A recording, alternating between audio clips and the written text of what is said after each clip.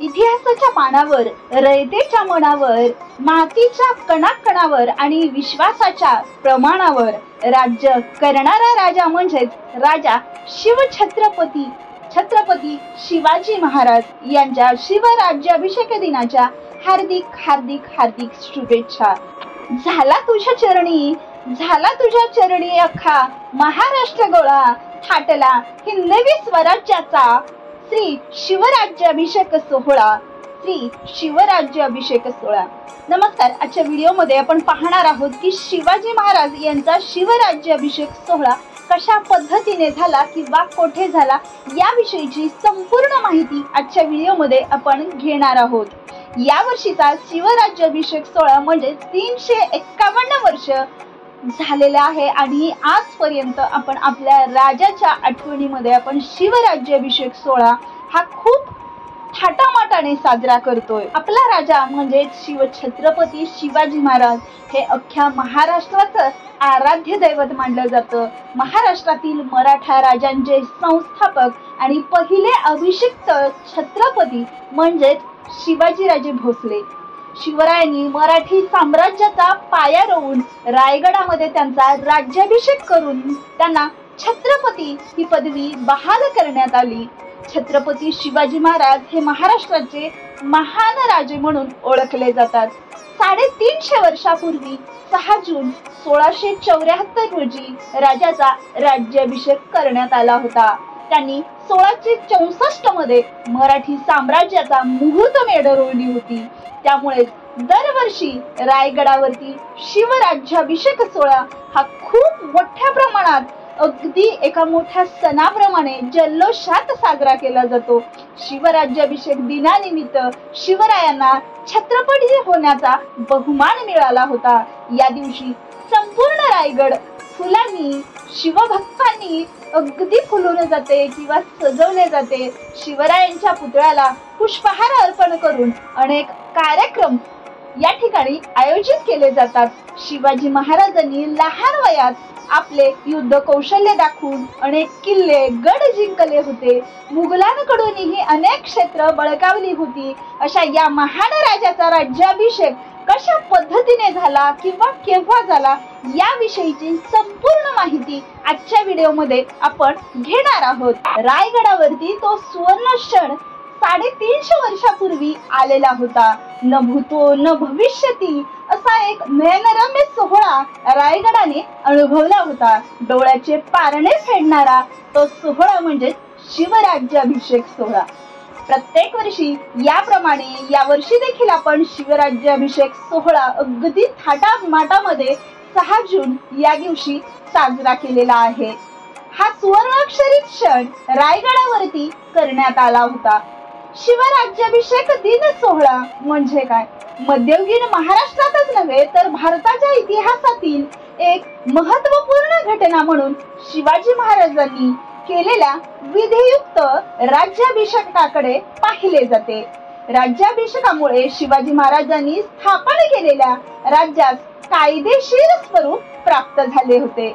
भारताच्या बहुतांश भागात मुस्लिम सत्ताचे वर्चस्व होते।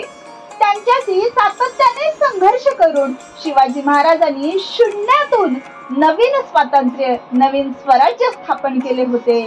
त्यांचे हे कार्य असामान्य स्वरूपाचे होते। राज्याभिषेकामुळे मराठी माणसाची अस्मिता जिवंत झाली। शिवाजी महाराजांनी वयाच्या अवघ्या 15व्या वर्षापासून स्वराज्य स्थापनेचे जे असामान्य कार्य केले होते त्याची परिणती म्हणजे शिवराज्याभिषेक सोहळ्यामध्ये अटळ होणे हा नक्कीच होता।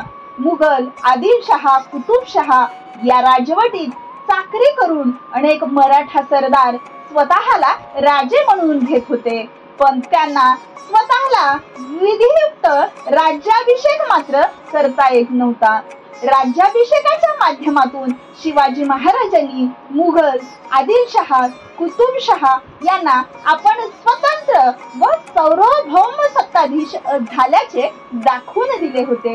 हिंदू जनतेसाठी एक स्वतंत्र राज्य व राजा आहे याची जाणीव शिवाजी महाराजांनी करून दिली होती। शिवराज्याभिषेक करण्याचा विचार नेमका कोणाचा होता? हा विचार म्हणजेच शिवाजी महाराजांच्या मनात केव्हा आला याविषयी विविध प्रकारची अनेकांची वेगवेगळी मते आहेत. गागाभटांच्या आग्रहामुळे मराठा साम्राज्याच्या छोट्या बखरीमध्ये सर्वांचा मनोदय झाला, तर चिटणीस बखरीमध्ये शिवाजी महाराजांनी राज्याभिषेक करून घेण्याचा निश्चय केला आहे असे म्हटले होते. वेदमूर्ती राज्यश्री गागाभट म्हणून वाराणसीहून राजे यांची कीर्ती ऐकून दर्शनास आले होते.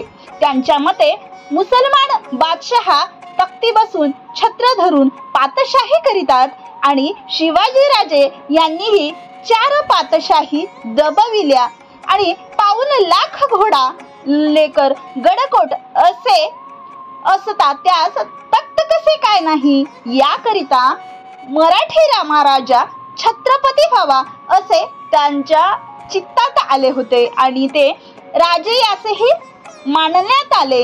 राज्याभिषेक करण्याचा विचार स्वतः शिवाजी महाराजांचाच असला पाहिजे. त्यांच्या या कल्पनेस त्यांच्या सहकाऱ्यांचा सुद्धा पाठिंबा होता.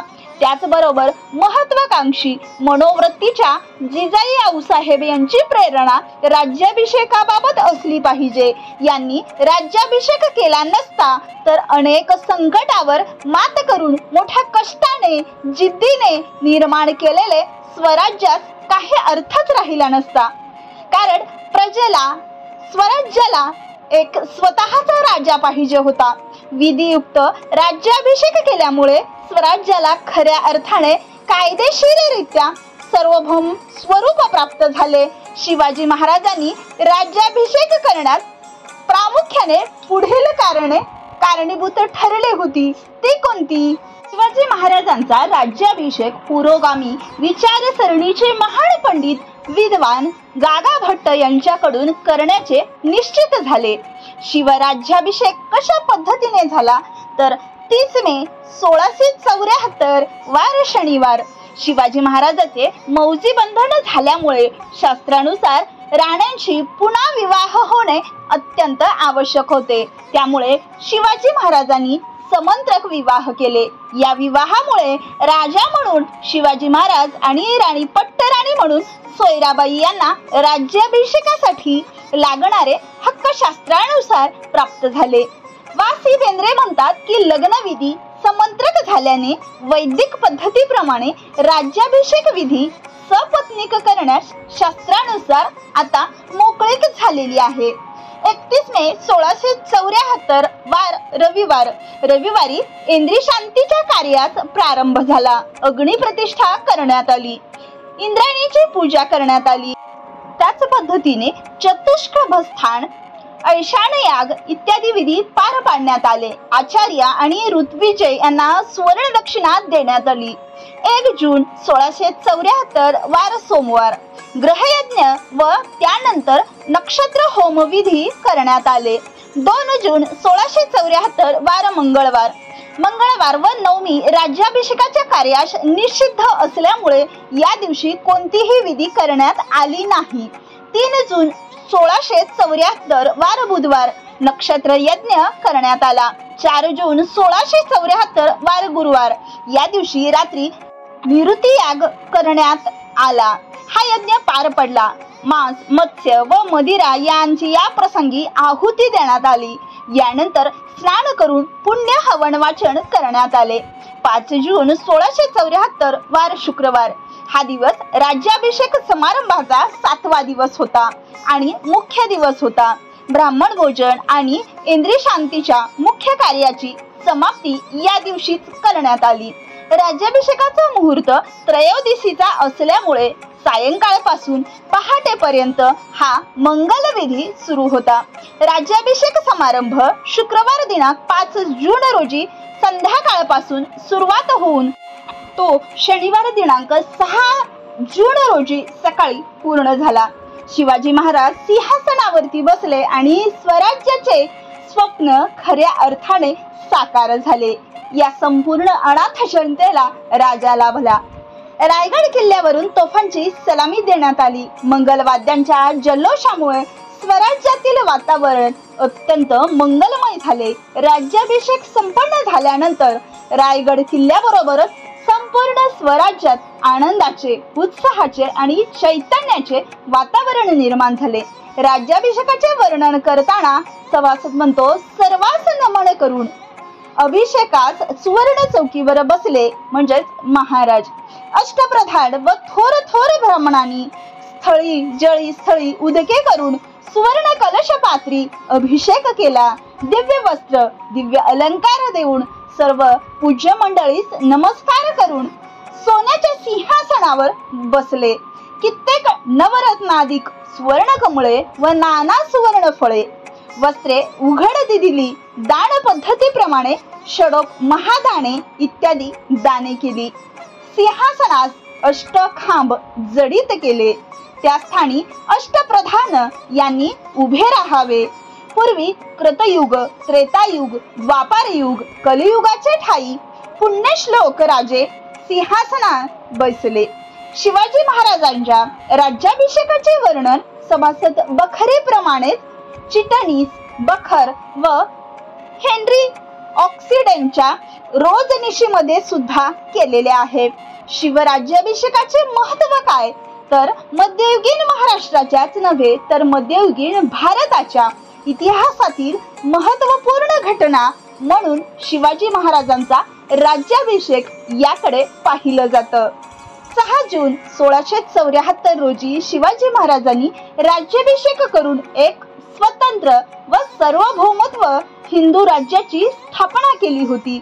शिवराज्याभिषेकाचे महत्त्व स्पष्ट करताना वासी बेंद्रे म्हणतात की शिवाजी महाराजांच्या ज्या संघटनात्मक कार्यामुळे महाराष्ट्रात राजकीय, सामाजिक व पारमार्थिक संस्कृतीची मूल्ये खोलवरती रुजली गेली, याच महाराष्ट्राच्या हातपटलावर राज्य संस्थेच्या उत्खनांत संस्कृतीचे प्रतिबिंब चिरंजीवी करण्यात आले.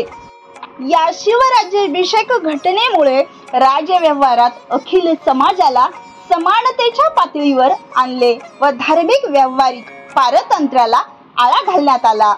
राज्याभिषेकाचे महत्त्व सांगताना सेतू माधवराव पगडी म्हणतात की परकी आणि सहिष्णुता सत्तेविरुद्ध भारतीय जनतेचा क्षोभ उसळून आला. त्याचे प्रतीक म्हणजेच एक उद्देशीय असा स्वतंत्र राज्याची स्थापना होय. या घटनेची अस्मिता जागृत झाली आणि 18व्या शतकात मोगल साम्राज्य कोसळून पडले. शिवाजी महाराजांनी राज्याभिषेक करून मराठ्याचे स्वातंत्र्य व सार्वभौमत्व राज्य स्थापन केल्यामुळेच 400 वर्षापेक्षा अधिक काळ गुलामगिरीत खितपट पडलेल्या भारतीय मनोवृत्तीला विलक्षण अशी चेतना मिळाली. एक नवयुग सुरुवात झाली. मध्ययुगीन भारताच्या इतिहासातील सुवर्ण अक्षरामुळे नमूद करण्यात आले की शिवराज्याभिषेकामुळे एका नव्या युगाची सुरुवात झाली. मुस्लिम राजवटीच्या वर्चस्वाखाली सर्वस्व हरवून बसलेल्या समाजामध्ये स्वातंत्र्याची, स्वाभिमानाची आणि पराक्रमाची भावना निर्माण झाली.